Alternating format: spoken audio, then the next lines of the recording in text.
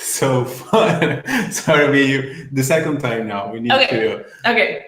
1, 2, 3, and we are live. Okay, we thought we were live before, but we weren't really. Now we're actually live. Was a prank, sorry. Was a prank. Yeah. Prankster Felipe. I click on the go live and just appeared that pop-up. We're just, okay, we're live now. Okay. So. Well, as long as we're live now, I'm happy. Finally. Yep, and it's saying we're live now. So that's good to see. So last Tuesday of February, almost at spring, almost on to better weather. I'm hearing it's better weather in the Netherlands. I think Ireland is getting some better weather here in Portugal. It's been quite rainy actually, but still good. Yeah. So Philippe, we have a guest today, and I was wondering because I think we should introduce him first.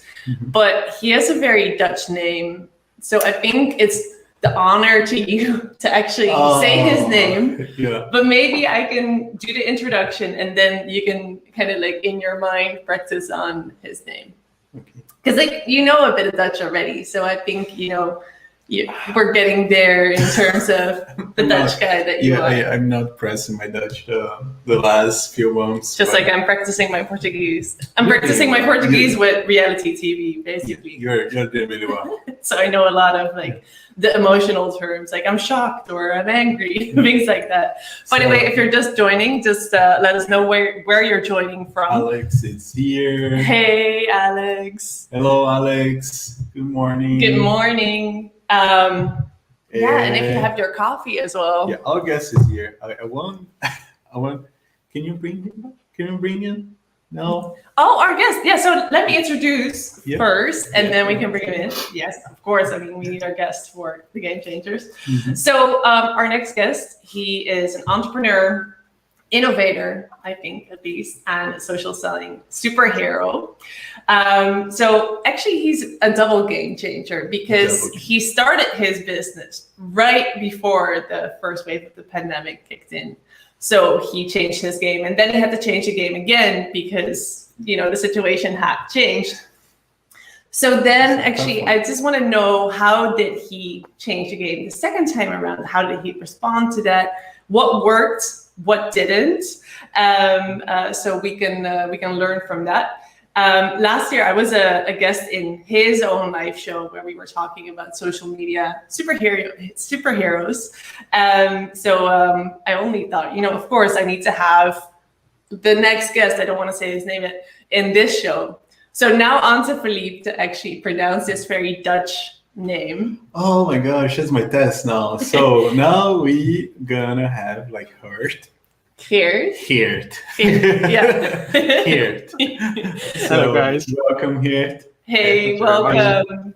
So you just introduced us to your beautiful office space.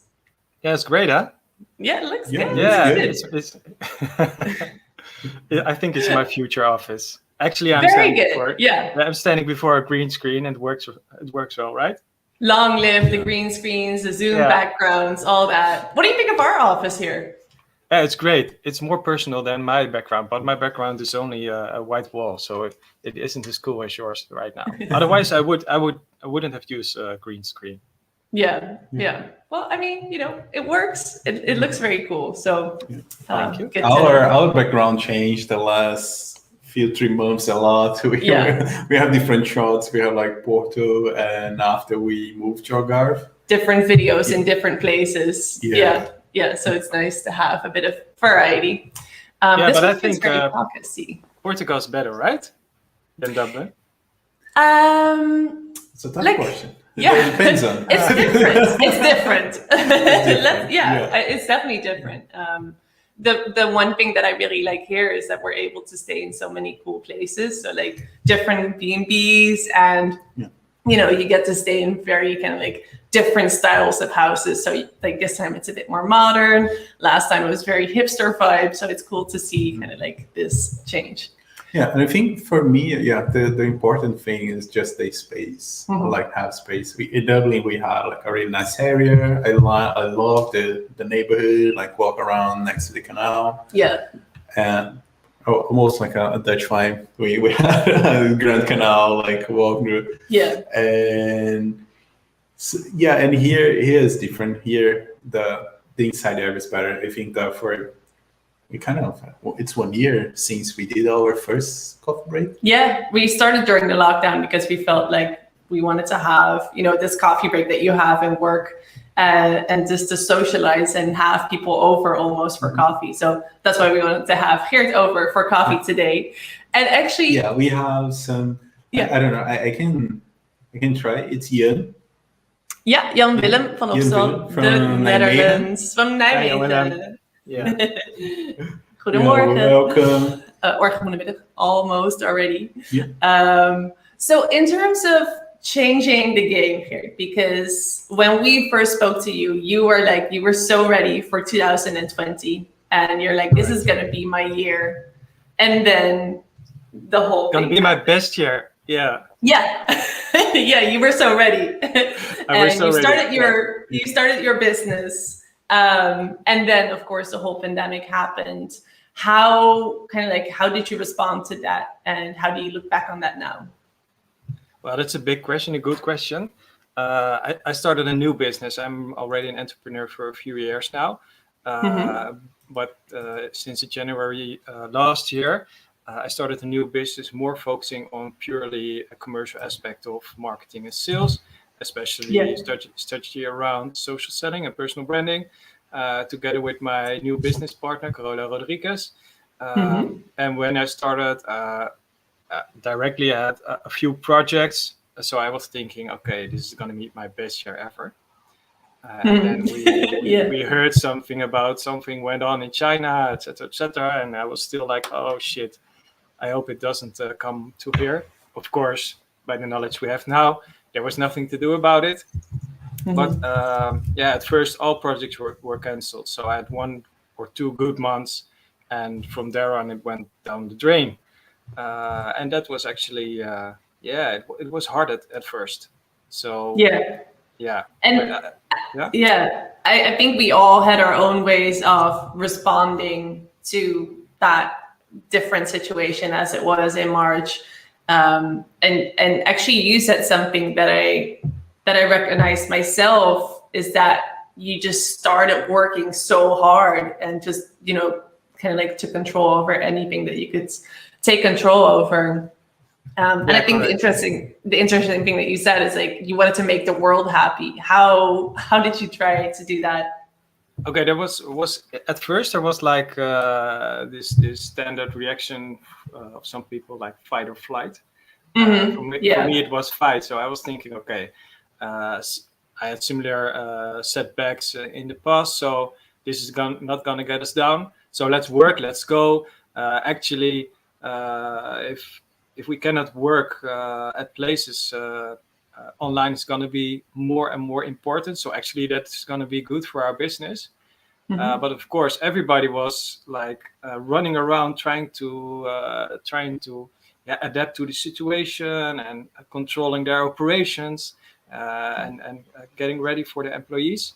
So nobody was actually waiting on new business, on starting something new. But I was like, okay, I can help you guys. We can help you guys. Let's do it. So I started to really work hard, try to convince customers that this is the time. But actually, they weren't waiting for that. So this was one part of me, and the other part of me was like, okay, I did this interview series where I wanted to show the world that there are other people on social media who are really enthusiastic and gaining really some efforts in it. So this was my series, Superheroes of Social Media. First I did it offline, and for me that was the moment, okay, now I'm gonna do it online, and I'm gonna use LinkedIn Live. I already had LinkedIn Live for like 6 months while everybody was waiting for it. And I had it. I was the one in the beta program, but it was not the time. So from then on, I started interviewing 2 people a week about their situation, about how they use social media, why they use it, and what they are gaining from it. And actually, that was quite fun. And I did it for like 2 or 3 months.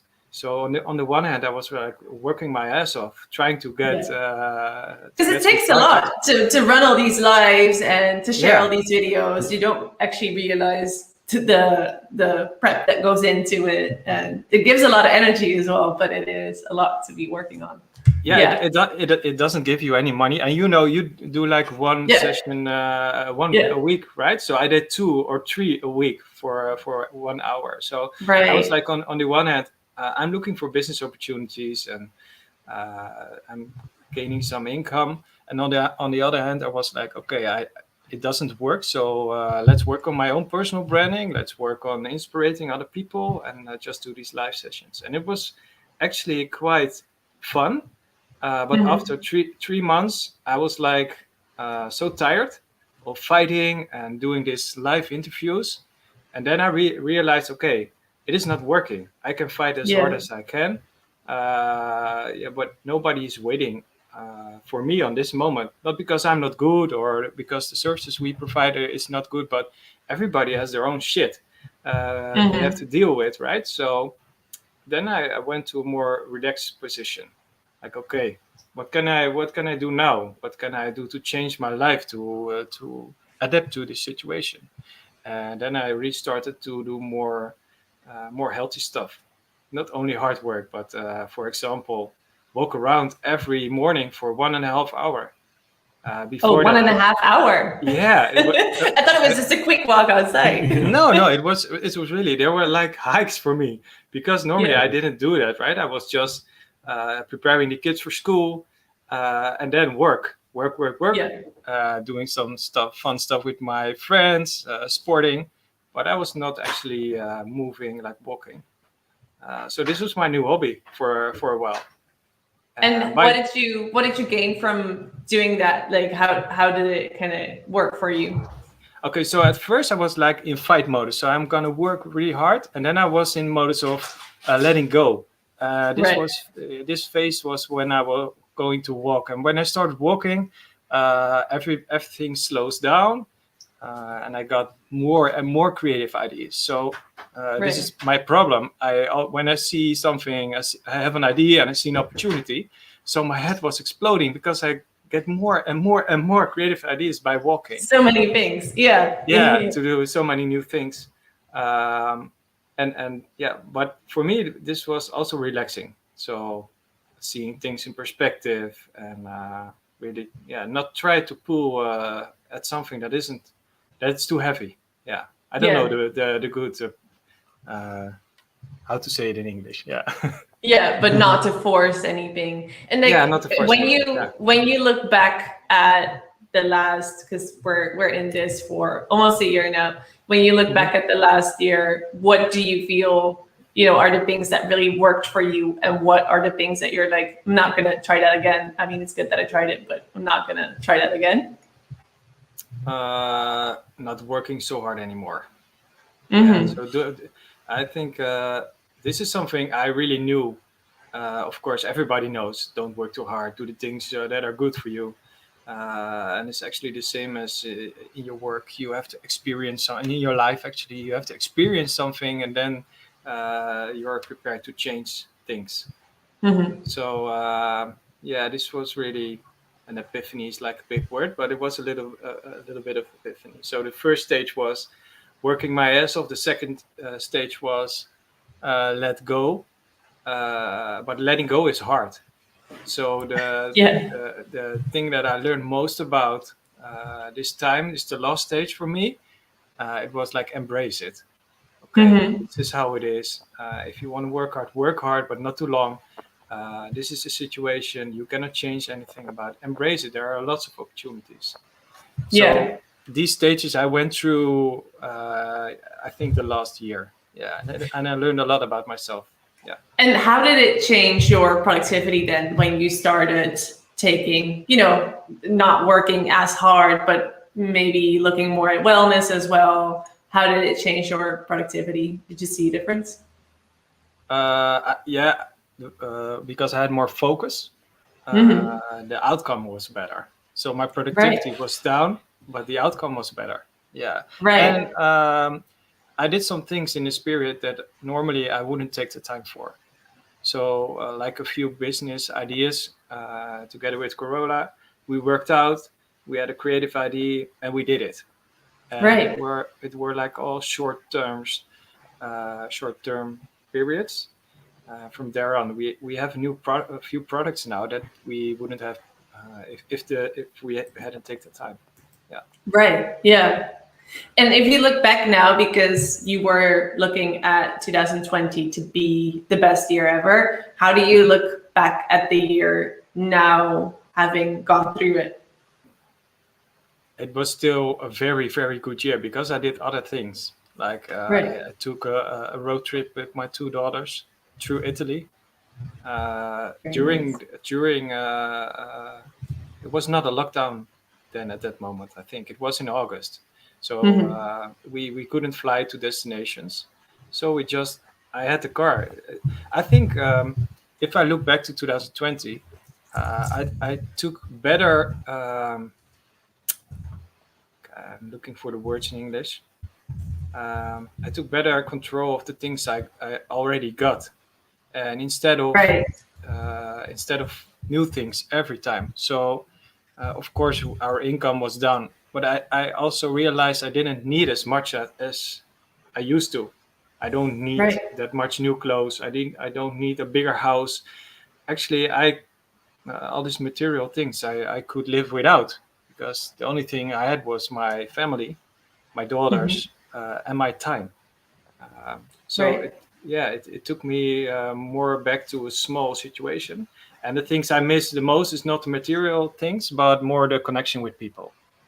So. And is that why you started the Friday afternoon drink sessions with anyone who wants to join, basically?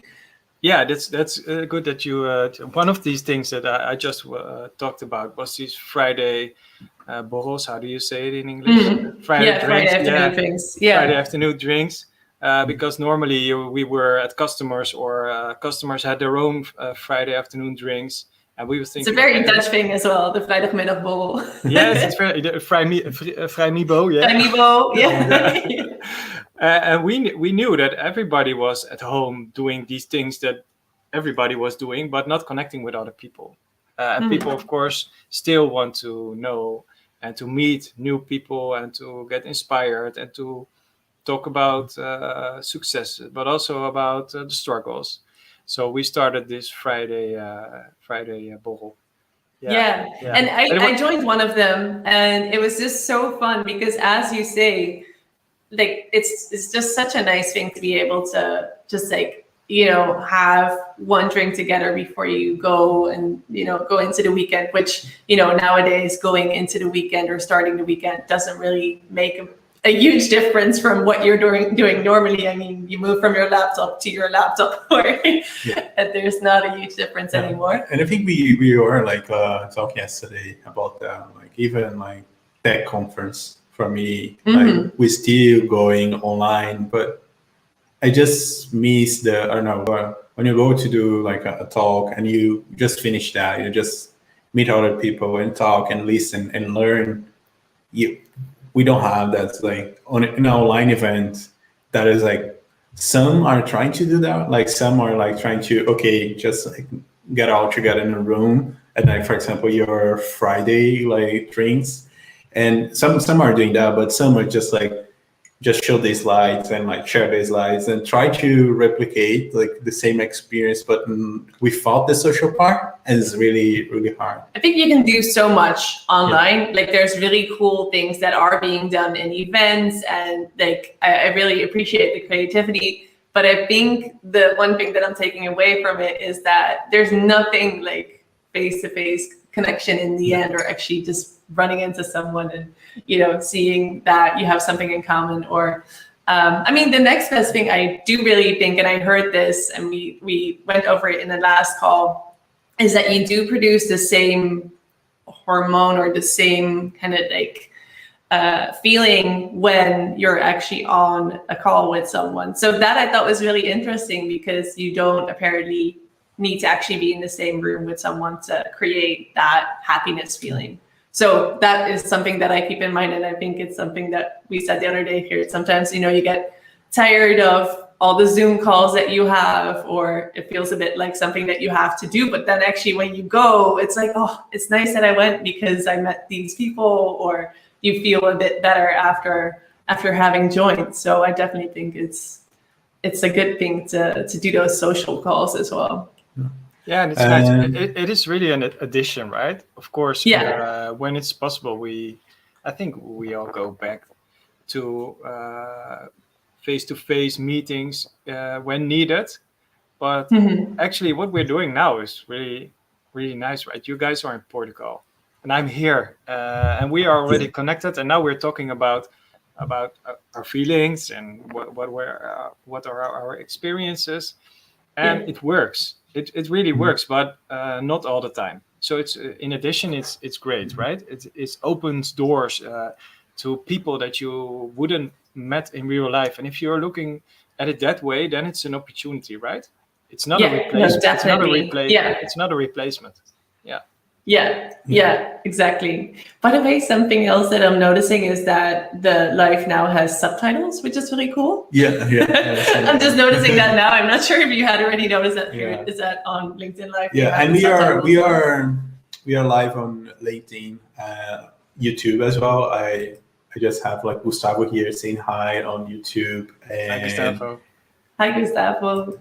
So if you have any questions, please just like leave at the comments, like, and interact with us as well. So we have two groups, so I can keep eye on YouTube and Rose are keep eye on LinkedIn now. So and I think that whole shift, for example, to change the I think like my question is like, when you think that don't replace them, like the things that you can replace with like the whole online things, and like what do you think that like we are not replacing that yet? Like, for example, in that social interactive, like the digital life that we have now, what are the things that we can't replace? And what you can't replace? Like you cannot feel the energy. I cannot. I don't think I can describe it very good. But when you're in a room with people, especially when you have different language, and then you also don't have the real body language interaction energy around it, then it's really difficult. We sometimes do a session with our customers from 2 to 4 hours, and if everything is correct, it works, and then the energy is high. But if something is different, like for example, or the subject matter, or a different language, or maybe connection problems, or then it's really hard at once.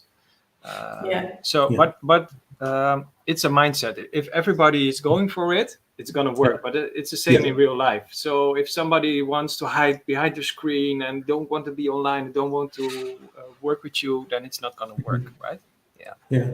I do have like two experience like work remotely, and we had one team that everyone turned off the camera, and we just listened to the audio, and the other team that everyone turned on the screen, like turn on the different camera. Cultures, and you just like you get better when you like see the camera, because when you just like listen, it's hard to get those signs. Like even like in person, it is already hard. But if you don't have the camera, just listen.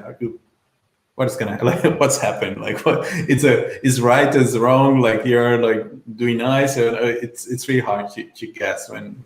And that's an important thing. We do have Mairis as well. Mairis that time is like on YouTube. So hi Mairis, good morning.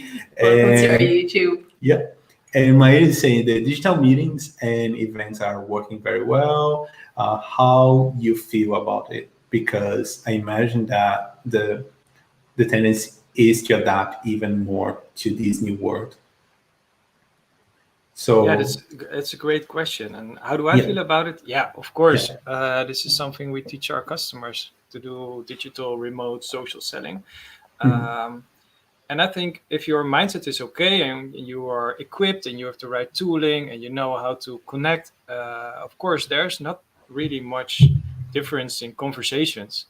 only the surroundings are different. So you can prepare, you can create a background behind you of your customer who actually feels really enlightened when he sees that, when he joins your meeting, you accept the ice is broken, you have something to talk about. Right. And also don't be like static and only talk about the things that you have to talk about to create results, but also have a chit chat, grab coffee together, show that you're a person. Actually, make them feel nice and be the tech guy. Help them and guide them if they are not really equipped at that moment with Zoom sessions or how to do it. So yeah, you be the guide for your opponent. And if you do that, I think there's a really opportunity, because now you can do maybe 4 to 8 calls a day with customers all over the globe, or all over your city, or all over your region. And normally you have to sit in the car for like 1 or 2 hours, or maybe fly over to this country. So Right. Yeah. I already did this for years, so it was not new to me. Only the intensity was like, it is only this, and that was a bit hard. But actually, yeah, the whole digital acceleration, yeah, it's skyrocketing right now, because people doesn't have another way now to work. So actually, it's good Yeah. for that part. For that part, it's good. For the social part, it's less. And I think what I hear you say as well is that when you're setting up these digital events, online events, to not forget about the personal part as well, is that personal connection. How have you seen, because you are an expert on social selling as well. It's something that I've worked on in LinkedIn as well. And I'm wondering, how have you seen the role of social selling in this time change? I think the social selling didn't really change, but people who are trying to adapt with this, they are flying in from different ways. Some people actually understand why and how, but also some people only want the results but don't want to do what's necessary to do it for, right? So I see this change also within organizations, like when COVID kicked in, like in March last year. People were like busy doing their stuff, and they know their sales force need to grab their targets, but things will be as in the old ways in about 3 months. So we're going back to the office in a few weeks, guys. Like, so remember, it's not we're really saying that to each other. It's not really necessary for us right now. Then we're going to our customers, and we don't need to be online. We don't need to do things like personal branding and connecting online to do these sessions with our customer. And then they were like, oh shit, we're not going back to normal. Okay, but in September we're going back to normal. So for now, we just call our customers, and we're doing something. In the meantime, I think that was around the second wave. And they want to do something with social selling, be online. And then, like after September, the world changed, and these organizations were thinking, okay, our sales targets, we're not gonna comply with it. What are we gonna do? How are we gonna move our sales force, doing more online, connecting online with new customers, and do it in a social way, not just spamming. And I think around October last year, companies really were on a thought like, okay, now we are going to invest. Now we are going to invest in our people to do it right, and not just be online and do something. So I see that change. Yeah. How would you explain social selling to someone that hasn't ever done it before, that hasn't even heard about it before? Like, for me, social selling is connecting the online world with the offline world, right? So social selling is not sell something on social media, for example. This is a big misunderstanding in the world, but it's all around social, because if you know what I do as a person and you like me, we create a connection, and from that connection we can go to the next step. And social selling is not only online; it's also when we can go back in the real world. If you're on a network event, connect afterwards and try to grab these people to come in your network, invite them in your network, and inspire them with who you are and how you can help your customer base. And from there on, you create a relationship. And then only after that, you can go to the selling part. If they know what you do, and if they like what you do, and if you like the company, if there is an opportunity, then they come to you. And from there on, you can go into your normal sales pipeline. And do the sale, because you still have to connect, you still have to go there or do it online. You still have to make an proposition, and they still have to sign the contract.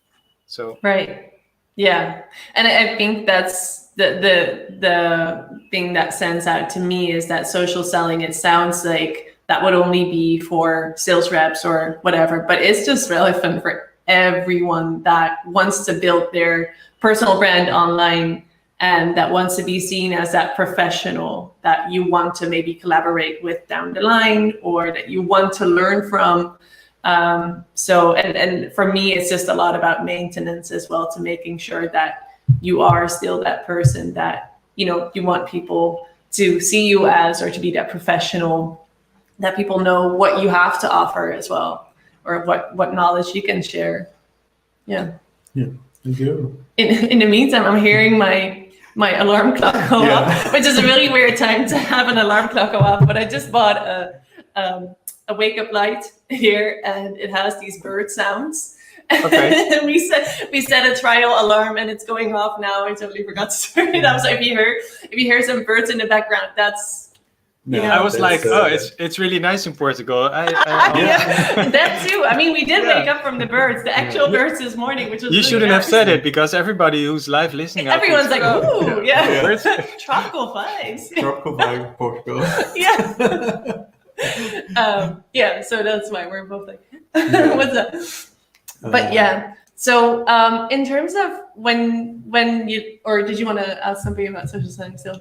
No, I think my question was about the social selling part. I think Rose, we when I think about, and I think it's a really good definition, and it's really interesting as well, just for we look back and the way that the people are just like, oh, we're gonna get back in 1 week and 2 weeks, and now it's like, okay, now we need it. now we know. Now we know we need to be realistic. And how do you see now how it's gonna shift, like for the how do you expect maybe that it's gonna shift even further, or the social selling in that type of like interaction view for the companies, and how do you think that thing goes now for now?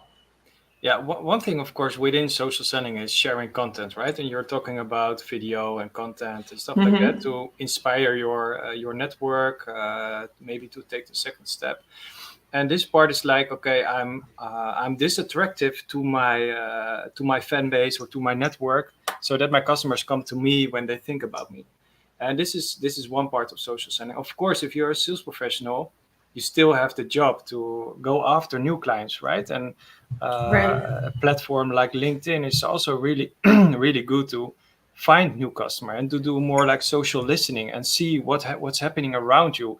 And from there on, spot opportunities from where you can go. Of course, you don't send an email and or a LinkedIn email like, "Hi, I'm this person.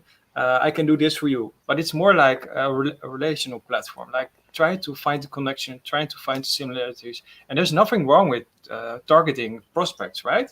And go after them and look for them on LinkedIn. But from there on, try to find out what they are really interested in and what they are really doing, and try to help them. And from there on, there's going to be a relationship. And from there on, you can do your sale. So on the one hand, it's more like being attractive so that customers come to you.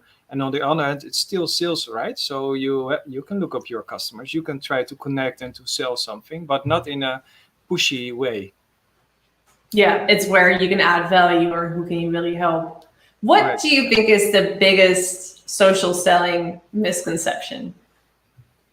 It's selling through social media. I think that's the biggest misconception, and that it's easy. It's also a big misconception. You have to put time and effort in it. Yeah. So if I tell somebody like, okay, maybe I'm 4 to 8 hours per week, I'm spending my time on social selling, or it's like on content or stuff like that, they are like, oh, that's too much. If I do that, I don't have time to go to my customers. But if you have a really good social selling strategy, this 4 to 8 hours that you spend on social selling is really actually giving you more results than you have done without that. Yeah, sorry, my camera is flickering. I see sometimes. Yeah, I saw it. Yeah, sometimes the black screen. Yeah, but the audio keeps But you're going. still here. Yeah, You're still yeah. here. Okay, That's the okay. most important thing. That's good. Yeah. Uh-huh. So a big misconception is that if you be there and post some content, that it's gonna work. So you have to really put time and effort in it to make it work. And it's like a long-term relationship that you want with your customer. You need to have a long-term relationship also with social selling, because it's not gonna work within 1 or 2 or 3 weeks. It really takes it's a lot long-term more time. results as Yeah, well. of course. Yeah. Actually, it's the same as you have to build a network, and everybody knows how difficult it is to build an offline network. Online, it's the same. You have to build a network, a relationship with new people. But what's really positive is that there is a huge possibility, because the network is huge and you can reach out to people you normally cannot. Exactly. Yeah. And follow people that, or hashtags that you're interested in or that you want to learn more about as well. Yeah. What I think is interesting now is that what you said just now about, oh, people, they're shocked to hear that it's 4 to 8 hours of, social selling, content creation, or actually even learning more about your target audience, for instance. And the funny thing to me is that it's just becoming such a bigger part of every role out there. If you're a recruiter, you need to, have this profile, this online profile. If you're a freelancer, it's definitely important to have this profile. But I think in every role, and I remember working with recruiters, and some of them were like, this is not my job. But then again, the roles now, they're changing so much that you need to have this. If you want to be successful, you need to have this online profile and show who you are and how you can help people as well. Yeah, a few years ago, you didn't need it, and a few years ago, you were like a front runner. Exactly. Grabbing great results. But I think actually what you say now is correct. If you don't do it right now, then you're one step behind. Just be there isn't enough anymore. You really have to be connected. You really have to be there. And I think that is one of the most hardest things about social selling is personal branding. That's like a key element of social selling. But this is really the hardest thing, because you have to think about, who am I? What do I like? What do I like about my customers? What are my passions? Actually showing something of myself about what I like to do. That's really hard. Yeah. And what was, because I know that you ran a social selling challenge as well, where participants were also kind of pushed to take these steps and actually start social selling or continue social selling if they were already doing it. What did you learn from seeing this group work together? Were there any takeaways that you were like, oh, I never, thought about it in that way? Or what did you take away from that experience? So the first thing we did during the whole COVID pandemic was the Vrijmibo.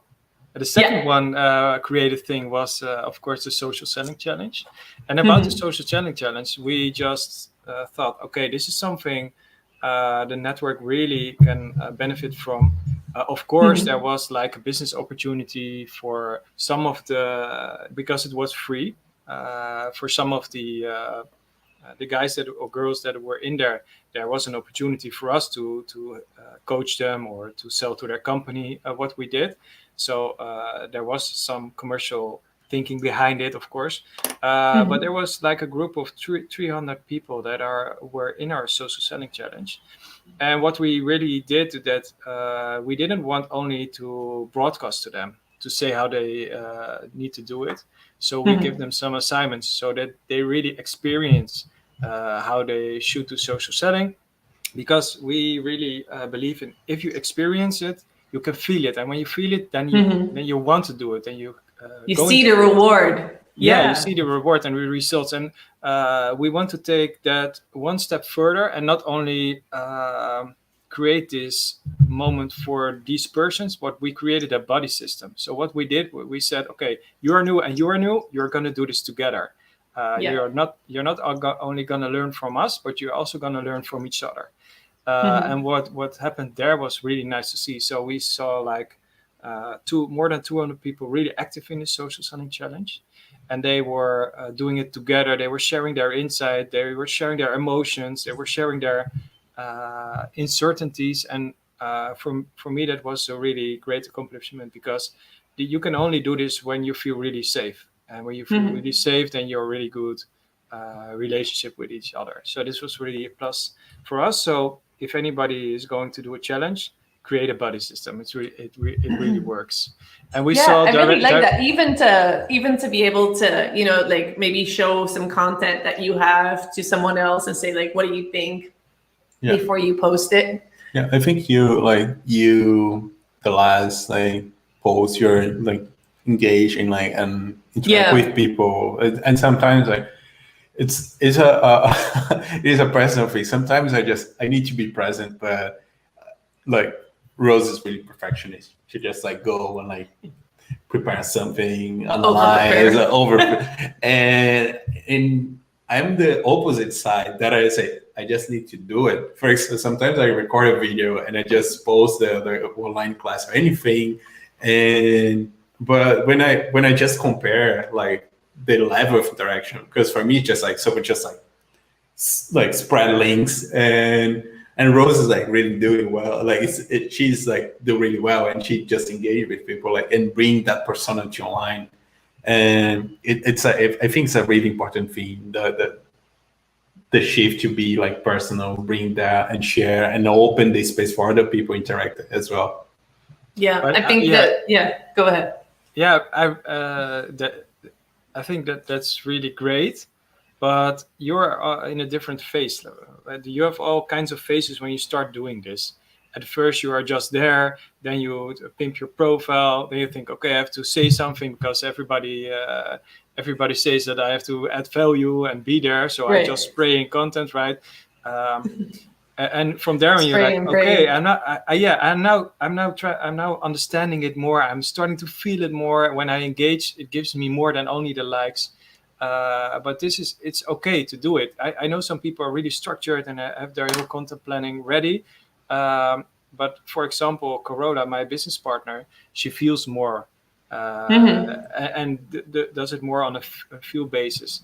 And you see that when for example, Philippe, maybe you have this later on, I feel really, okay, this is the moment to say this and it's going to work. And for some people, you have to, some things, of course, you have to prepare, but you don't have to do it. Yeah. Just start experiencing what it is. And I think in 1 year... Oh, my Siri is trying to interact. Sorry, Siri. So maybe next year, you are in a next phase of being online, being your own personal brand. So this comes again to experience. Yeah, that's interesting what you say, because I think that you need to learn to trust your own intuition as well. Like an example, so last week it was Valentine's Day, right? And I made this video of both of us working from home and kind of like walking in on each other's videos every time. And we've had like loads of these moments where one of us is recording and then another one comes in through the through the door in the back, like, hey. And especially when you're like like one bedroom apartment. It's just like you have one space to record. So our living room, it's our office, and also our studios. Like it's and it's like a mix of one of us getting like, oh damn it, I have to do this this shot again, or kind of like like a happy. outtake. But the funny thing, so I put that in a compilation, and on Monday I was just kind of like scrolling through my LinkedIn time feed, and I was like, will I post it? I'm not seeing many Valentine's posts, you know, and I just went to Philippe and I was like, I don't know if I should make this video. It's quite personal, or if I should post this video on LinkedIn. It's quite personal, and I'm not seeing many Valentine's posts on the timeline. And then he was like, well, do you want to, you know, do something that someone else is doing already? Or do you want to do something and be the leader? Maybe, you know, you should just try to post it. And of course I posted it, and it went like so well. Like the video got great engagement. Everyone was like, I love seeing this because it happens to me all the time, you know, like, and then I was like, yeah, you really have to, if you have that feeling, you just have to go with it and post it. And sometimes I have to say, sometimes I have that feeling and the video doesn't work as well. Like it's also kind of like a game of chance sometimes. But you have to realize it's like addictive for us people, right? Because we want the likes, we want the views, yes. And these personal videos and this personal content is really going well, better than if you just do anything else. But I think you really have to take in mind that two things. One is about the right content mix. So it's about the right mix between personal content, content that adds value to your network, and like more salesy content, right? Because your more salesy content will not go that good as your personal content, right? But actually, sometimes there are not few likes, but there are, I think, sometimes 6 leads out of it. So, and that's also what you do it for. So it's really about the right content mix. And the other thing I wanted to say is, also, if somebody does not like it, it does not mean that somebody else did not see it. Right. Yeah. So sometimes you post something and you have impact on another person's life, but they didn't like it. So if you do it the time that you feel it, somebody else is also gonna feel it. And a lot of people, they really do not know this and do not feel this because they only look at the likes. Or the numbers. I the numbers. did that for myself for a while, that I was just looking at how many views did it get, how many likes did it get, how many comments did it get. And then actually Philippe was the one that told me, like, you know, like there might be maybe only 6 people have seen it. Yeah. But one, it's better than when you didn't post it because, you know, those 6 people otherwise might not have seen it. And 2, like, you know, who saw it? Maybe those are really relevant people for you to know about this project, or that you can maybe help with this information. So I also think, like, I started shifting my mindset to, but are the right people seeing it? And, you know, it's always better than not posting it, because there's always more people that know about this, whatever you want to share, than before you posted it. So it's always like a step up in that sense. Yeah. And it's all about like doing things with the right intentions and the right strategy behind it. So you have to think about, okay, how do I want that people see me, right? Yeah. And in that line, you're gonna post your content. And for example, like 1 week ago, a customer of us, I was saying this to him, like, okay, it's like personal content. You don't know about the likes, but you don't know about impact. And he posted it. And the week later, he said to me, okay, I had only 3 likes, but I had 5 people from my network calling me about it. Yeah, exactly. Or just sending a quick message. It can, like, the impact can be on a different level. Yeah. And in those situations, like how you can use as a metric, like you have your metrics, like to see your like performance, and you have any numbers? Is that like specific numbers that you look for, or you just like keep the frequency and when you create content? I'm really fond of data. So of course I really try to see what things do when we do something, because if you know what the numbers are, you can also change your strategic, right? So I use different tools. One is Shield app, for example. It connects to your LinkedIn account, and you can really see with your team also if you want. What did posts do? But what I always tell to people who start with social selling is, okay, two things: forget the algorithm and forget all the likes and numbers. Just start with, okay, why am I doing this? What are my goals? What do I want to achieve? What is my personal brand? And start building your network. And it's like if you are starting driving your car, of course you cannot be a Formula One driver, right? But if you are a Formula One driver, then you need like a whole team, all the data and all the statistics to make it like the last part better. So when you begin, just start driving and looking around and enjoying the view.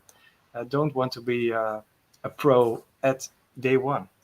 So Right. that's my advice. Yeah. How do you deal with posts that don't perform as well? How do you kind of manage your own thoughts about that? Do you ever regret posting something? Oh yes. Yeah. Yeah, of course. Yeah. Of course, for everybody, it's a journey, right? Because sometimes you think, okay, this is really what people are waiting for. And they aren't. And sometimes you're like, okay, this is fun for me. Just post it, and it goes like crazy, right? Yeah. It's usually those posts actually that you're like, okay, just throw this on, and then it goes crazy. So yeah. So of course it's the same as I said before, but it's about the right mix. And I think like everybody wants to be and to make a perfect post. And I think that's one of the things you have to embrace or let go. Nobody's perfect, and nobody wants to see perfect. Yeah. So the power of perfection is in the imperfection, right? So make a video in your hand, not like with this big green screen and all the lights. It's not necessary. It's about the message, and people wants to see the real you and the real thing, and not the hero movies. And of course, if you are a company or corporate, your proposition has to be clear. You have to have great videos about it. But if you look at this at your personal level, for your customers, they are looking for you, and not. And in the second place, they're looking for your company. Yeah. It's personal on the level that you feel comfortable with sharing or being comfortable. But it is, I do agree, and I think that's why that video performed so well, is that we were just showing our reality of working from home in a tiny apartment. And people, that's real. They want to see it. Oh, sorry. It is. Everyone recognizes that. Yeah, and they recognize themselves. That's the thing. Like they're both like comments. Like, oh, that's us. That's us. Yeah, and I get a lot of question about this content. Okay, I don't want it to be Facebook, blah blah blah, no cats and stuff like that. But if you, I always say, okay, make it personal, professional. If you mix those two, and make sure there's a link to your business or to people who you want that they see you. That's not correct English, but it's live, so we cannot cut it. But make it personal, professional. Yeah, exactly. What I always think about is, like some people on the work floor, for instance, in your office, you'll have people that are more open about topics or that draw the line somewhere else. And everyone has their own limits, like what you show of yourself on the work floor. And that, I think LinkedIn just takes that office space now even more so. And it's just how you want to position yourself as a professional and what you are comfortable with sharing about yourself as a professional. That's how I see it. Yeah. And just like looking at like balance between let's say we have the three items, like be professional, be personal, and be spun. Like how you find the balance between, because sometimes you can like try to be so professional that you say overselling and you just became a spun, or you try to be so personal that you forget to be like. How you find a middle point between those like three items, like not to be a spun, but not to be too professional, but also try to connect with someone? By always seeing like social media platforms where you engage with your audience, see it as a relational platform and not as a transactional platform. And of course, sometimes I'm too salesy, and I will notice it, and then it's okay. Everything is okay. If you are going to be online and you're going to be visible, everybody will think something about you. Yep. It's like you're famous, for example. I think those people are feeling the same. Everybody thinks something of somebody and want to say something about it. You have trolls there. Please let it go. Just if you do it with the right intention and for yourself, it's okay. And it's okay that sometimes it doesn't work, and sometimes maybe you take a miss. It's okay. It doesn't matter. Nobody dies. Everybody understands, and if they don't, okay, then they're not for you in your network. Of course, if it's a customer and it is a big business opportunity, it's a big deal, then it sucks. But of course, it also happens in the offline world. So yeah, the way I try to go about content creation is that you go, just like what you were saying earlier, it's just about that test drive really that you're taking. Like, you're going, as you kind of like drive down the road, you learn more and you test and optimize, and you see this works, this doesn't work. And what worked last time around might not work this time. Like, it's all very timely as well. But that's the one thing that I always try to remind myself of. If something fails, that's just maybe, you can try to change something. If you really believe in the idea, it might be even like a different color using or whatever, like small things that you can do to change the idea and see if it works then, and to really see, kind of like collect more data on this trial and error. I think that's my approach nowadays. Yeah. Something to round up on the game changer side, because obviously the theme of this LinkedIn Live / YouTube Live Coffee Break is, people are changing their game during the pandemic. Like, we all have to change and adapt in one way or another. What would your advice be for someone that is maybe, on the verge of doing something new, completely different? What would your advice be to someone that's about to take a big step? Okay, what really helped me a lot was this: ask yourself this question: why not? Love it. And if you cannot answer this question with reasonable arguments, why not do it? Why not try it? And did you ask your question? Did you ask this question to yourself before starting the new business as well? Yeah, I think this is one question I ask myself for about 4 years now. Mm-hmm. And because of that question, I really did some things that maybe I didn't do before. So right.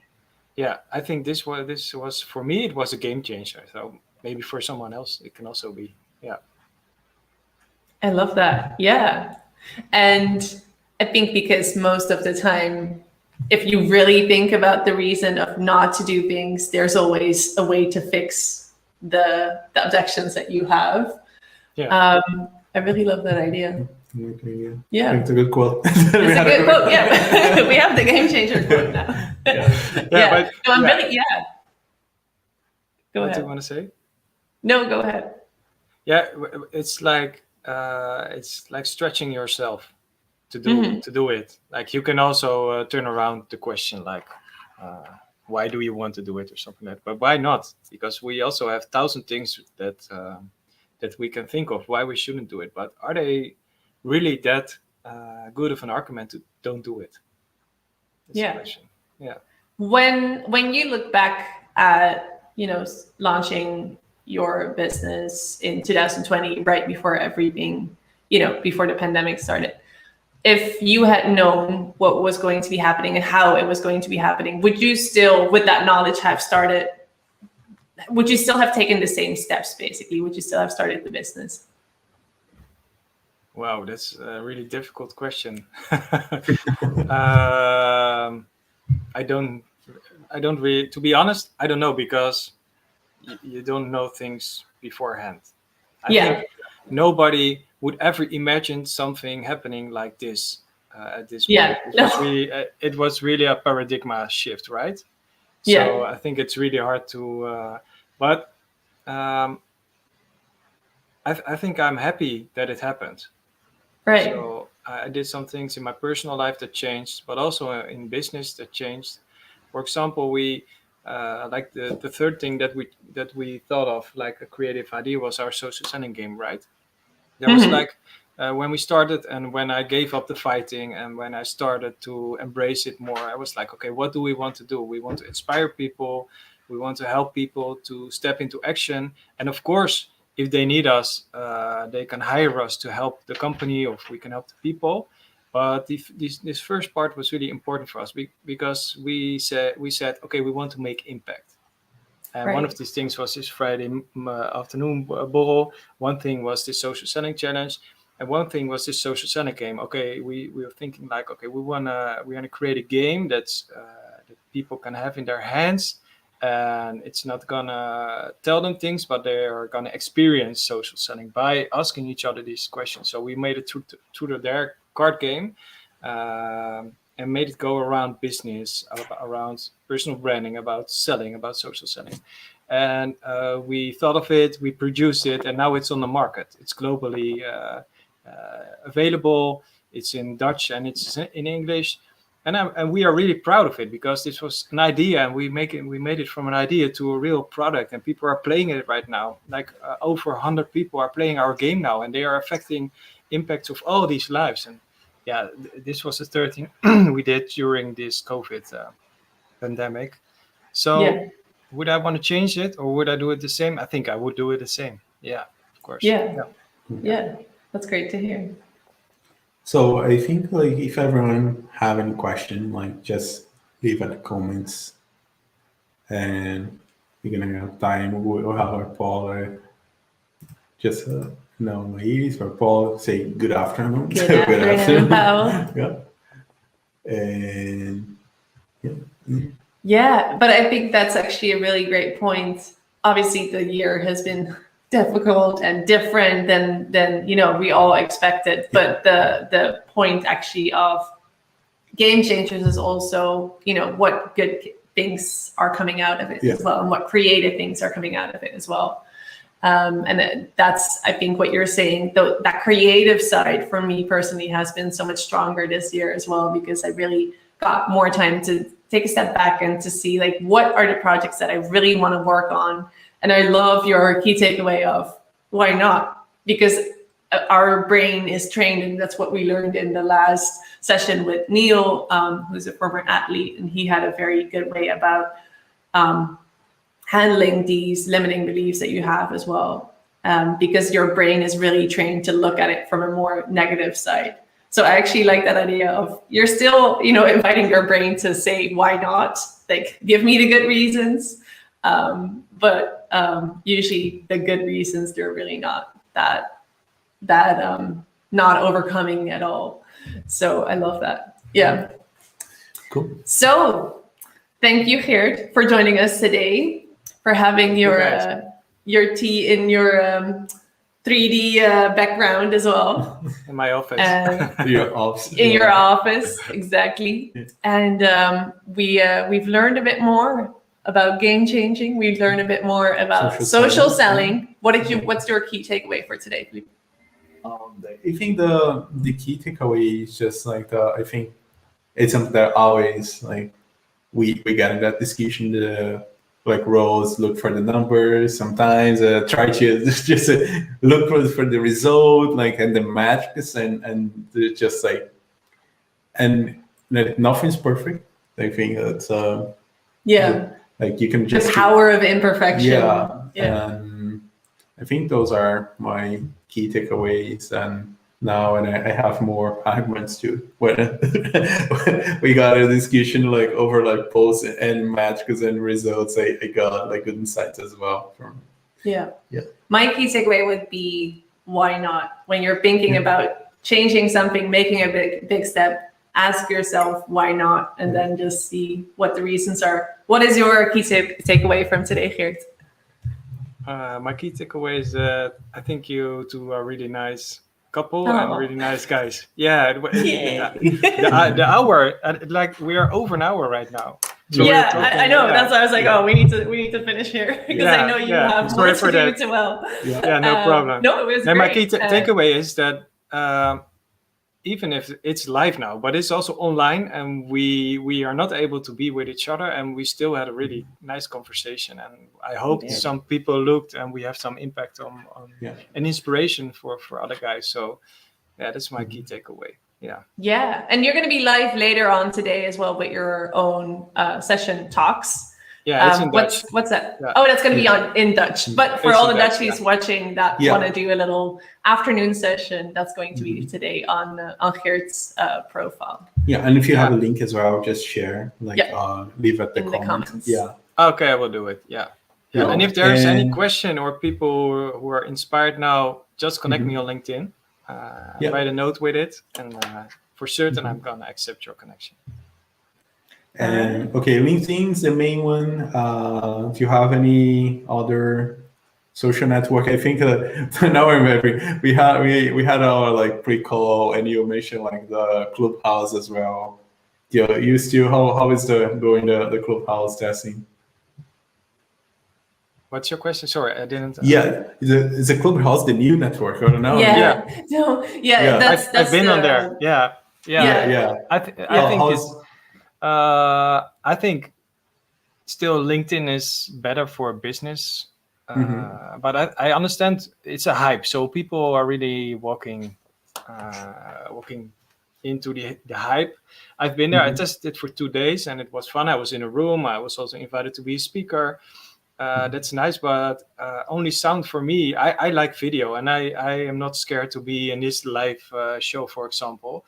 But I understand. Good that you're not scared. Yeah, but for more people, it is like a big step to be live with video and audio. So I understand why Clubhouse is going so well, because everybody can sit on the couch in their pajamas and tune in what they want. Work from home vibe. So I liked it to be a speaker, but to be honest, what I don't like about this platform is that it's really going into the FOMO effect, like the fear of missing out. So I really want to just be away from social media and be specific on what times I want to be on social media, and what my effort is in it, when I get what I want to get out of it. And I don't want to be on my mobile all day. And what can happen is if you cannot stop it as a person, then it could happen that you are there for like 5, 6, 7 hours. Time flies. You are listening into crap every time, and you're not spending time with your family, with your kids, and stuff like that. So I really don't know it yet. When I was a speaker, I liked it, but I didn't see many subjects when I tune in that I really want to follow, and I cannot listen back. So you have to be there at that specific time, at that specific moment. And my world changed to on demand, like a few years ago, with Netflix and with content, with LinkedIn, with Instagram. And now Clubhouse is trying to make a switch again to be like one stream of content. And I really don't know if I like it. So I'm still in the phase of testing and see what happens. And and I feel like everyone, I signed up for it, and then I have to say that I need to actually actively research it. But I do think that, now it's in this high where everyone is just like going crazy for it. But I think like most social media platforms, we kind of need to learn how to use them as well and find a good balance in that.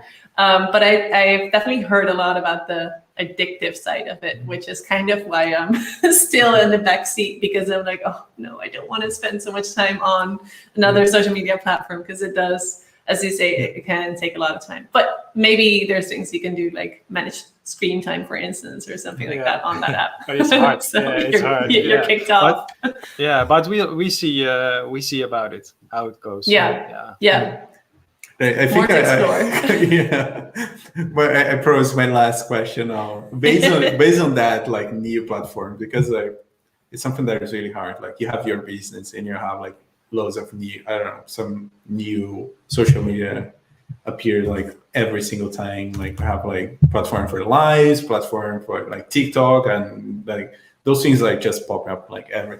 How you deal with that situation, like to find a target of folks that you need to be present everywhere, or you just like focus on one platform? Yeah, I really have focus. So personally, I'm not really on social media accounts.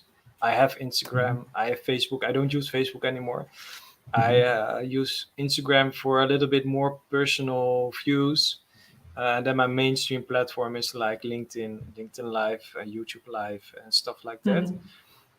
But I'm there with a reason. So I'm there to look into the houses of other people on a business way. So I really want to be inspired business wise, and I really want to connect with people with one goal, of course, to help them in any way. It can be so they can be our customer, but also help them with inspiration.